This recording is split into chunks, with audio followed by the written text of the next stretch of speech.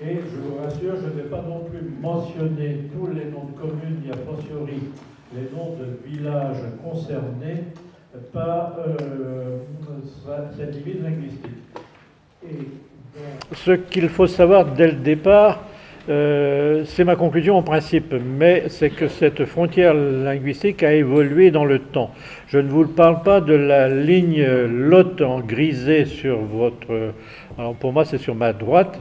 Et ensuite vous avez un concentré de le tracé, un vert, un bleu, un rouge et un noir. Ce sont les enquêtes successives qui ont été faites donc sur les 2 siècles derniers sur l'évolution de cette frontière qui de fait n'a jamais cessé de pousser vers l'ouest. Et donc il y a 4 tracés là, que je vous décrivais. Donc cette frontière a toujours été évolutive et n'a jamais cessé de reculer.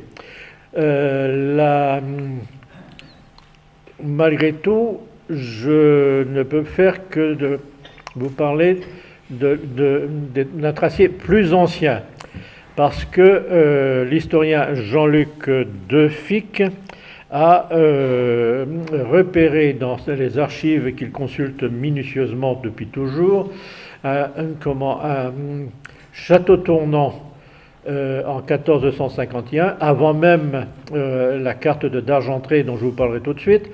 Et ce château tournant avait aussi le nom breton de château Trot, c'est-à-dire Trot, c'est tournant en breton. Et donc ça se situe sur la commune de Guillier, donc la flèche bleue que vous avez descendante. Et donc c'était considéré, on peut le considérer comme ayant été un îlot bretonnant à l'est de la limite d'Argentré en tout cas, bien que la limite d'Argentré ce soit plus d'un siècle plus tard. Et donc c'est Jean-Luc Defic. Et donc ce qu'il a trouvé Defic aussi dans ses archives, c'est que prier pour le pauvre Alain, un auteur breton méconnu, Alain de Château-Trot, donc en 8 novembre 1451, et donc qui bien fut nommé Château Tournant, un François et un Bretonnant. Et donc ce seigneur Alain parlait à la fois le breton et le français, alors que c'est supposé ayant été en principe en pays gallo. La limite selon d'Argentré, je ne l'avais pas prévu de présenter les cartes anciennes, mais malgré tout je le fais, et vous avez en plein milieu de cette carte là un tracé en, je ne sais pas si vous voyez ma flèche, mais voilà, en milieu là il y a un tracé en pointillé, un tracé en pointillé qui marque la Haute-Bretagne de la Basse-Bretagne.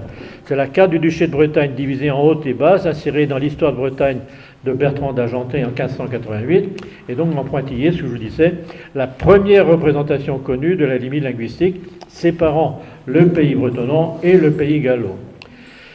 Et ensuite, j'en vais directement à l'enquête de Charles Cogbert de Montbray, qui travaillait au ministère de la Statistique sous le Premier Empire en 1806 et qui avait conçu le projet de porter sur une carte les limites délimitatives, selon son terme de l'époque, qui séparent le français des autres langages différents, allemand, bas-breton, basque, flamand, etc.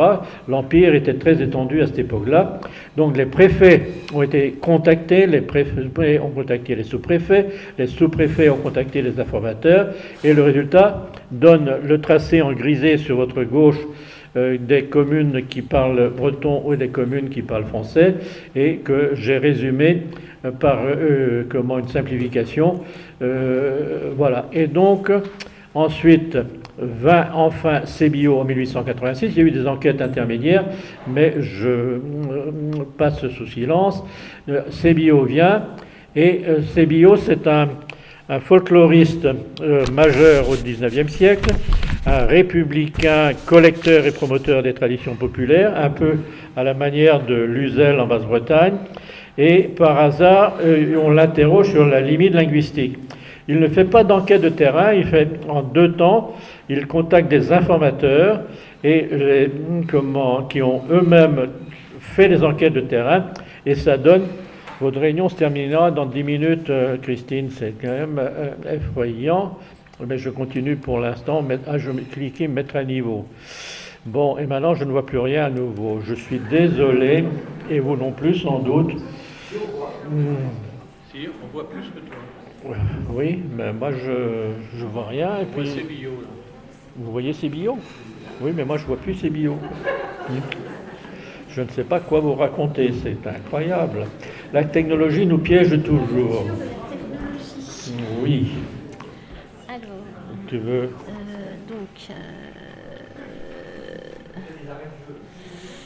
Ah, PowerPoint est là. Ouais. Hop. Voilà. Alors, bon, ok. Diaporama à nouveau. Là-dedans. À partir du début, vas-y, c'est bon. Voilà, j'étais là. Donc, c'est bio-folkloriste. Il ne fait pas d'enquête de terrain. Il finit par produire la carte que vous voyez en grisé et que de la même manière, on a comment je simplifié en une carte où on voit essentiellement les noms de communes. Et donc cette carte-là est considérée comme en quelque sorte la limite intangible entre Basse-Bretagne et Haute-Bretagne. On ne tient pas compte des cartes antérieures, on ne tient pas compte de celles qui ont des enquêtes qui ont été faites ultérieurement. Or, la limite Sébillot n'a tenu qu'un moment, elle est datée, et par exemple,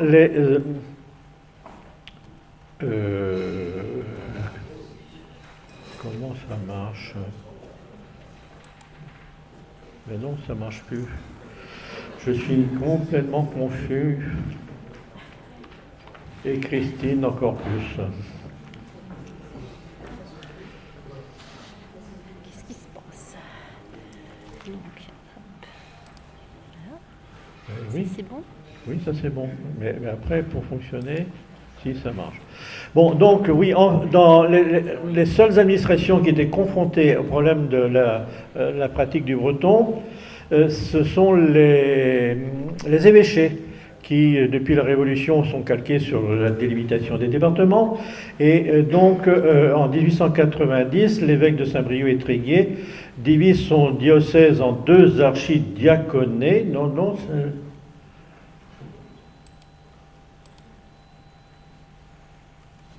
voilà, je suis là, c'est bon. Ah, on ne le voit pas. Ah, oui. On ne le voit pas. Non, pourquoi on ne le voit pas? Je ne sais pas. Diaporama.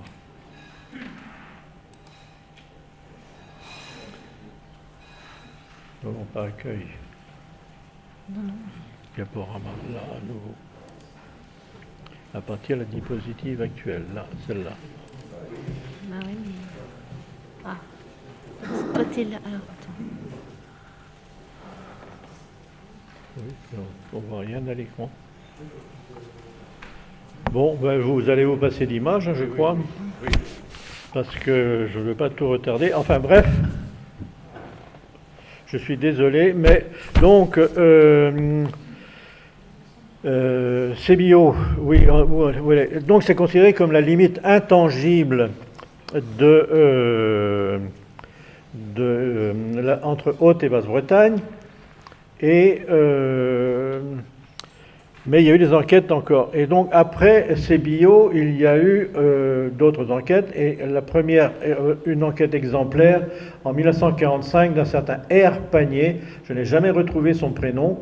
Je ne sais rien de lui, il a simplement publié cet article-là dans une revue de l'époque, et donc il observait que le français a pénétré partout, que le breton cependant est le plus utilisé comme langue quotidienne, et que les gens ne parlent le français que si l'interlocuteur n'est pas bretonnant.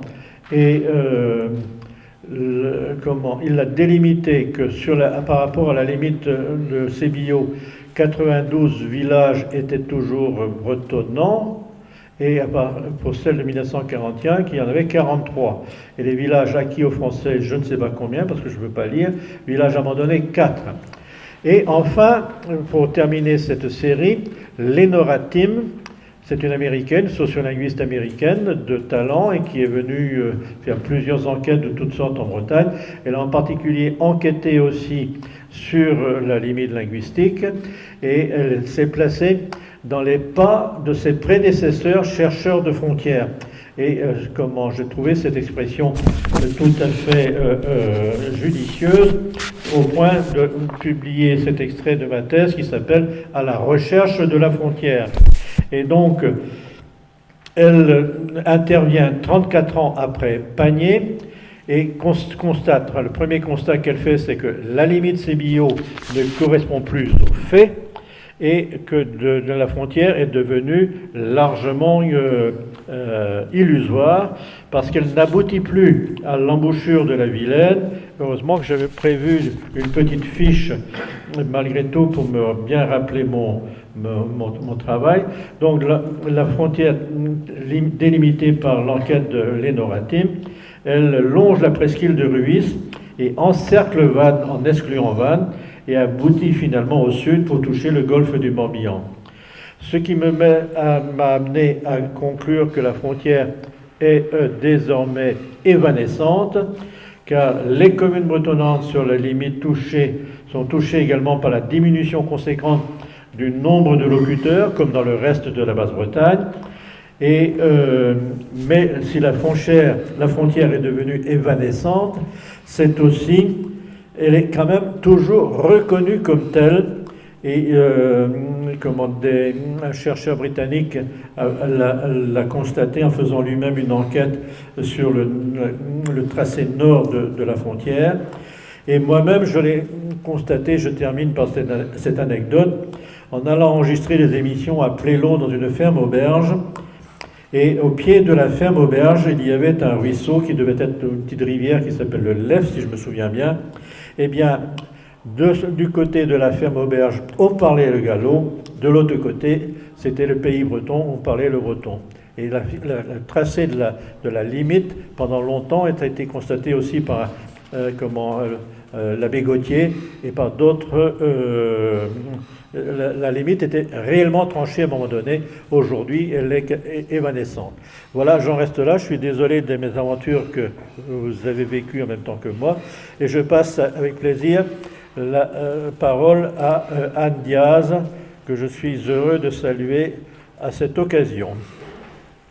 Merci Fanch pour cet exercice. Et puis de terminer sur cette notion de frontière ténue. D'un côté on parle gallo, de l'autre côté on parle breton. Et c'est de cette question que va traiter Anne sur la question de construction identitaire, justement. Voilà. Donc moi j'ai en fait enquêté dans les villages de la frontière pour mon doctorat, comme on l'a dit tout à l'heure, en me basant pour ma part sur la limite Panier, puisque c'était la limite la plus exploitable une dizaine d'années. Donc bien entendu, les résultats que je vais vous livrer aujourd'hui sont des résultats qui ont une dizaine d'années.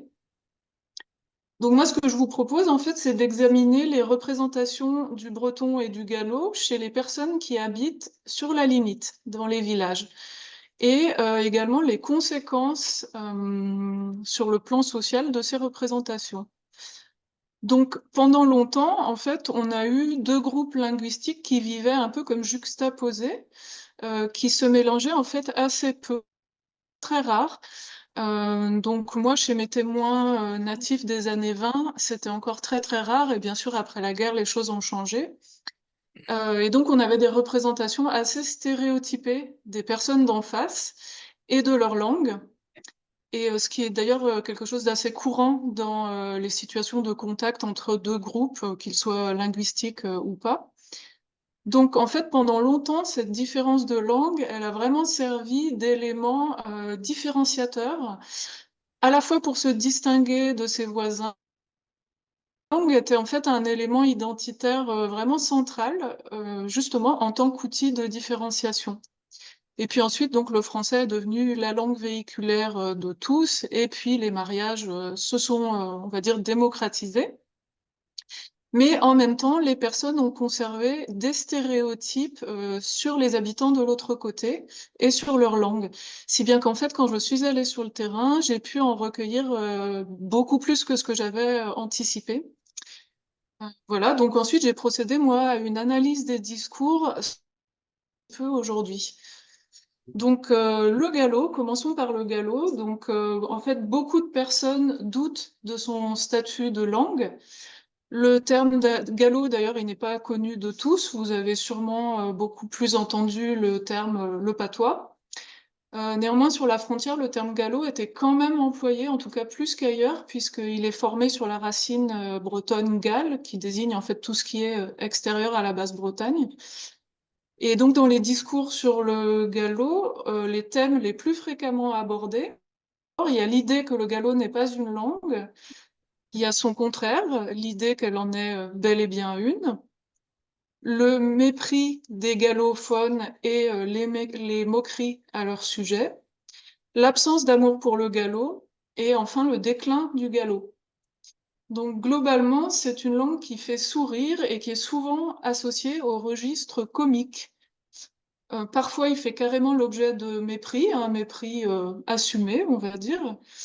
On l'associe au milieu rural, qui est globalement plutôt méprisé, donc avec des termes comme les paysans, des gens qui ne sortent pas de leur campagne, ces campagnards, ces ploucs, rustiques. Tout ça, ce sont des termes tirés de mes entretiens, bien sûr. On l'associe au passé, donc avec des termes comme ancien, vieillot, démodé, rétro, ringard, archaïque, arriéré, j'en passe. Il y a aussi des jugements esthétiques. Certains le trouvent laid, pas beau, pas joli, vilain, abominable même. Donc le mépris, en fait, il vient le plus souvent de la proximité du gallo avec le français. La prononciation galaise de certains mots, elle est interprétée comme des fautes de français. Maintenant, on va regarder un petit peu le breton. Donc, il est généralement perçu comme une langue à part entière. On lui accorde une certaine valeur. Les thèmes les plus fréquemment abordés dans les discours, c'est donc l'idée de groupe linguistique fermé dans lequel on ne peut pas pénétrer, l'intérêt pour le breton, son statut de langue à part entière et son déclin. Donc là, tout ce que je vous dis, c'est la perception du breton par les gens du Pays gallo. Les moqueries sont très rares, le mépris, il est quasiment absent. On a quelques allusions au milieu rural, mais elles sont très marginales. Les jugements négatifs, ils sont beaucoup plus rares que pour le gallo, et en fait, le breton, on le trouve surtout étrange et étranger, avec des mots comme bizarre, étonnant, pas pour nous, voilà. Et on a aussi, ce qui est intéressant, des marques d'intérêt, voire d'attachement. Et en fait, c'est assez fréquent d'avoir des Hauts-Bretons qui expriment le regret de ne pas savoir parler breton ou que ce ne soit pas la langue familiale. On a souvent de l'admiration, j'ai du respect. Et il impressionne en fait en partie parce qu'il semble inaccessible pour les non-locuteurs. Donc voilà quelques termes. Difficile à apprendre, compliqué, impossible, comme une langue étrangère, rien de reconnaissable, obscur, ça fait un peu peur. Voilà, donc il y a toutes ces représentations. Et beaucoup de personnes insistent en fait sur leur frustration de ne pas le comprendre et aussi sur la peur qu'on parle d'eux à leur insu. Donc cette espèce d'opacité du breton, qui reste ressentie supérieur à leurs yeux. Comme il est obscur et incompréhensible, eh bien, on le valorise. Et ce qui lui donne également de la valeur aux yeux des gens, c'est son éloignement vis-à-vis du français. Donc, mes enquêtés, ils ne doutent en fait presque jamais de son statut de langue à part entière. D'ailleurs, on évoque facilement son ancienneté, le fait qu'il a une littérature comme preuve de sa valeur, en fait. Et donc, les représentations, elles sont aussi diamétralement opposées sur la question de la place des langues dans l'identité bretonne, pure, qui n'aurait pas subi de mélange, contrairement au gallo, qui serait une déformation du français. Donc ces deux représentations, à la fois celle du breton comme quelque chose de pur et celle du gallo comme une déformation, sur le plan linguistique, bien sûr, ne se tiennent pas. Néanmoins, ce sont les représentations populaires. Et tout ça, en fait, vient rejaillir sur la perception des personnes parce que celui qui parle breton est vu, en fait, comme un breton plus pur, entre guillemets, ou plus vrai, que celui qui ne le parle pas. Il serait le garant, la garantie d'une identité collective bien distincte du français et bien distincte de la France également. Donc il a en fait maintenant acquis un statut d'emblème que le gallo, comme vous avez pu le voir avant, est bien loin d'avoir. Et donc je vous donne un chiffre assez significatif à la question: pensez-vous que la disparition du breton menacerait l'identité bretonne? On a 76% de personnes qui répondent oui. En revanche, à la question: pensez-vous que la disparition du gallo menacerait l'identité bretonne? Eh bien, on a 23% de oui. Donc, ce simple chiffre, en fait, nous montre bien que le breton est devenu comme une sorte d'étendard d'une identité régionale recherchée. Cet emblème-là n'est pas, les gens ne trouvent pas à se raccrocher au gallo pour porter cette identité régionale. Alors maintenant, ce que je vous propose, c'est de regarder les conséquences des représentations des langues sur les représentations des personnes et sur les actions.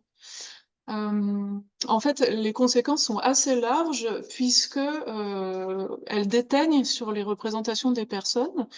Donc, si on regarde les bas-bretons vus par les habitants du pays, avec beaucoup de contrastes, des contradictions aussi, et qui fait beaucoup appel aux affects, c'est-à-dire que quand on parle des bas-bretons, il y a toujours beaucoup d'émotions. Et globalement, on a beaucoup de choses à dire sur eux. On en parle beaucoup, en fait. Et en fait, à l'inverse, les Hauts-Bretons, les personnes du pays bretonnant, n'en parlent quasiment pas. Donc, on a un portrait très réduit, globalement plutôt à leur désavantage, qui pourrait souvent se résumer par le mot plouc, que j'ai collecté beaucoup de fois dans les entretiens. Mais surtout, on en parle très peu. Donc, les bas-bretons suscitent le abordé. Alors, chez les jeunes, il y a moins de stéréotypes sur les hauts et les bas bretons, mais on observe quand même un sentiment de différence ou un sentiment d'ambiance différente quand ils passent de l'autre côté. Mais en général, ils ne sont pas capables d'expliquer pourquoi ils ont ce sentiment-là. Et donc, toutes ces représentations, elles ont des conséquences sur les pratiques, c'est-à-dire qu'il y a encore beaucoup de honte du gallo chez les personnes du pays gallo. On a encore des personnes qui n'osent pas dire que c'est leur langue maternelle. Donc, dans les sondages, on a aussi souvent des sous-déclarations qui se justifient de ne pas savoir parler breton ou de ne pas l'avoir appris. Donc voilà, on a souvent quand même un sentiment un petit peu de honte et même comme une sorte de complexe d'infériorité qui est encore assez prégnant. Et la conséquence de tout ça, c'est que finalement, beaucoup d'adultes dont la langue familiale est le gallo vont aller se tourner vers l'apprentissage du breton, qui est plus valorisant, bien sûr, comme on l'a vu, puisque le breton a acquis ce statut d'emblème régional. Et puis, on a des personnes qui vont aller bretoniser donc leur prénom ou leur nom de famille parce que c'est plus valorisé. Voilà, donc juste quelques mots pour conclure, j'arrive au bout. Donc c'est juste de redire que la limite avait vraiment une épaisseur de frontières identitaires, elle servait à se distinguer, à se différencier.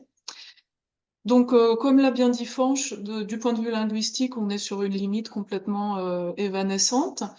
Mais d'un point de vue sociétal, on a encore beaucoup de traces de cette frontière à travers ces représentations qui perdurent, qui sont diamétralement opposées, comme on l'a vu, hein, à la fois du breton et du gallo, et des hauts-bretons et des bas-bretons. Donc, d'une certaine manière, elles restent un petit peu vivantes à travers ces représentations et également à travers un sentiment de différence un peu diffus, parfois difficile à expliquer, que les personnes. Voilà. Et donc, en fait, il faudrait reprendre les enquêtes pour voir si ces représentations ont évolué sur la dizaine d'années écoulées par rapport à mon enquête. Qu'est-ce qu'il reste de ça aujourd'hui? Voilà, donc je vais m'en arrêter là. Je suis arrivée au bout et, euh, et je vous rends la parole. Je vous remercie pour votre écoute. Merci beaucoup. Je rassure l'Assemblée, quand vous lirez le texte, il n'y aura pas de bleu. Parce que votre propos a été coupé à quelques secondes régulièrement. Est-ce qu'il y a une ou deux questions à poser à Niaz? Ça va? Oui, bon, excusez-moi. J'ai d'abord deux observations à faire. La carte au départ, c'était très clair. Bas-Bretagne, il y avait la limite linguistique avait bougé tout petit peu. Mais lorsque j'ai fait mes études aux années 70 sur la maison paysanne, l'habitat rural, j'ai remarqué qu'à l'est de cette limite, la table où vous mangez, hein, est au centre de la pièce. La pièce unique, normalement. La pièce avec une table, le lit clos et les bancs, tout ça. À l'est, la table est au milieu de la salle. À l'ouest, c'est plutôt vers le foyer. Et à l'extrême, le Nord Finistère, la table a pris l'ancienne place du métier tisserand. L'hypothèse que vous connaissez la plupart de vous, l'hypothèse a été construite pour accommoder le métier au départ, 16e, 17e siècle. Mais la table a remplacé ça. Donc vous avez une coupure très claire. Et si je me souviens, parce que des années 70, dans une commune près de la limite linguistique, c'était au milieu. Il n'y a jamais une commune avec les deux ensemble. Donc la table d'un côté vers le foyer à l'ouest. L'autre chose qui n'est pas évidente, parce que vous pouvez vérifier ça même aujourd'hui, mais l'autre phénomène qui était aussi net, comparé avec un couteau au beurre, c'est la charpente. La charpente, vous trouvez tout partout en Bretagne au niveau social supérieur. Vous avez une charpente bitumarcaine avec un poinçon qui descend jusqu'à la poutre. Mais au niveau de la maison paysanne,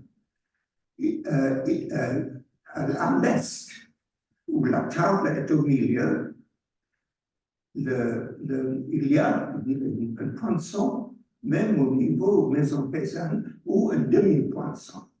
Mais à l'ouest, le pays bretonnant, à l'ouest, il n'y a pas de poinçon du tout.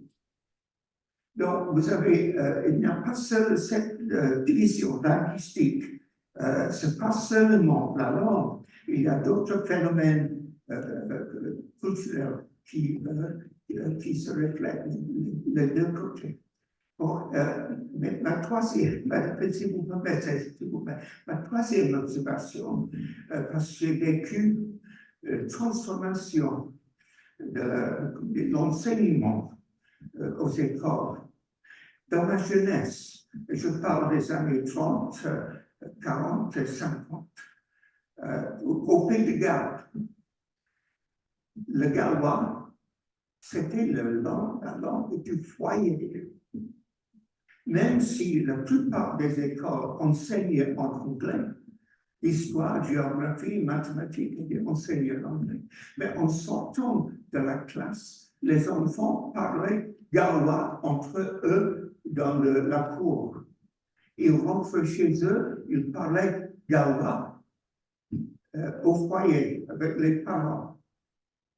Aujourd'hui, J'ai deux petits-neveux, deux petites-nièces qui étaient formés le nord-ouest Pays de Galles. Aujourd'hui, la plupart de l'enseignement, c'est en gallois. Mais qu'est-ce qu'ils font? Ils sortent de leur classe à 11 h le matin, ils passent dans le cours, ils parlent en anglais entre eux. Ils rentrent à la maison à la fin de l'après-midi, ils parlent anglais avec les parents. Donc, le gallois n'est plus la langue du foyer. Et je remarque le même phénomène en Écosse, où j'y vais tous les ans. J'étais là aux îles au mois de juin. Hein? Une famille que je connais très bien depuis de longue date. On me dit que je parle beaucoup trop, excusez-moi. Mais les parents se parlent en gallique. Les enfants, au fil des grands, comprennent le gallique. Mais entre eux, ils parlent anglais. Et les petits-enfants parlent anglais, même s'ils apprennent excusez-moi, je parle beaucoup trop. Bon. Catherine est redoutable. Oui, mais je pense que c'était important comme échange sur justement langue et identité. Et ce qui fait une identité, quand je suis avec les autres, quand je suis au foyer, on a une coloration identitaire qu'Ambiase a voulu montrer. Là, merci. Puis, on nous a indiqué tout à l'heure que les premières enquêtes étaient faites commune par commune. Et puis après, on a parlé des gens bretonnants ou parlant gallo. Mais qu'est-ce qu'il en est dans les communes limitrophes des gens qui sont susceptibles de traduire de l'un à l'autre? Est-ce qu'il y a des communes dans lesquelles les gens parlaient, disons, à différentes époques, pratiquement les deux, de façon à communiquer, bon, ou non? Et puis, est-ce que la limite de la commune est vraiment raisonnable? Et je pensais que dans ce qui était dit au point de vue identité, on aborderait peut-être ça. Est-ce que c'est la volonté de participer à telle collectivité qu'on fait qu'on parle uniquement breton ou uniquement gallo? Voilà, donc il y a ces deux questions-là. La limite et deuxièmement, qui fait l'interprétation? Est-ce qu'on entend? Oui? Non? Si? D'après ce dont je me souviens lorsque j'ai travaillé sur cette question, la séparation était assez nette malgré tout, y compris au niveau linguistique. Et de la même manière que pour les outils, par exemple, il n'y avait pas le même tracé de coupe de profil de fossile ou de faux des deux côtés de la limite. C'est curieux, mais c'est comme ça. Et puis, il n'y avait pas beaucoup de mariage entre d'un côté et de l'autre de la limite linguistique. Cette situation a fini par évoluer. Je pense que c'est à partir du milieu du XXe siècle, peut-être même avant. Et désormais, il n'y a plus de coupure. Mais la coupure n'était pas commune par commune. C'était un tracé, pas tout à fait aléatoire, mais daté, il y a des villages de telles communes qui parlaient gallo d'un côté et les autres villages parlaient breton de l'autre. Le tracé de Sébillot est clair là-dessus et celui de Panier peut-être aussi, mais voilà. Et donc, ces données sont à la fois très subtiles. Sur les cartes que je vous ai montrées ou le peu que vous en avez vu, le tracé est commune par commune pour une meilleure lisibilité. Mais les cartes originelles montrent bien, chez Sébillot comme chez Panier, comment ça s'est fait, comment ça s'est transformé village par village. Je peux répondre? Est-ce qu'on m'entend? Oui. Oui, je peux peut-être répondre sur la question des personnes maîtrisant plusieurs langues. Donc j'ai effectivement étaient obligés par les circonstances de la vie à maîtriser breton, gallo et français, donc qui étaient des personnes trilingues, notamment des commerçants, des personnes ayant un métier itinérant. On a également le cas de journaliers ou en tout cas de travailleurs agricoles qui partaient s'embaucher sur des fermes de l'autre côté. Donc, on a notamment des témoignages d'un monsieur de Billiot qui avait appris à parler un breton parfait dans le Morbihan. Mais ce qu'il faut savoir, c'est que ces personnes-là étaient plutôt des exceptions que la règle. Les personnes se déplaçaient quand même globalement assez peu. Et moi, j'ai quand même eu un certain nombre avant d'être adulte. Et là, je vous parle de gens que j'ai interrogés il y a 10 ans. Donc, qui ignoraient tout de l'autre côté, qui ne savaient même pas qu'il y avait une autre langue à quelques kilomètres de là. Tandis que, comme disait Fanch, dans les villages eux-mêmes qui font vraiment la limite, dans les villages, on avait de fait une connaissance très fine de son voisin, puisque parfois dans un même village, on pouvait avoir par exemple 3 fermes bretonnantes, 2 fermes galaisantes, par exemple. Ça, c'était des cas de figure courants. Donc, on avait une connaissance fine de l'autre et également beaucoup plus de tolérance dans les propos, euh, dans les, euh, dans les témoignages des personnes d'un kilomètre ou deux. Tout de suite, là, les représentations sont beaucoup plus caricaturelles, entre guillemets, on va dire. Merci Anne. Je crois que nous Voilà. allons nous quitter car la conversation est souvent interrompue, ce qui est très inconfortable. Merci. Merci beaucoup. Merci, Anna.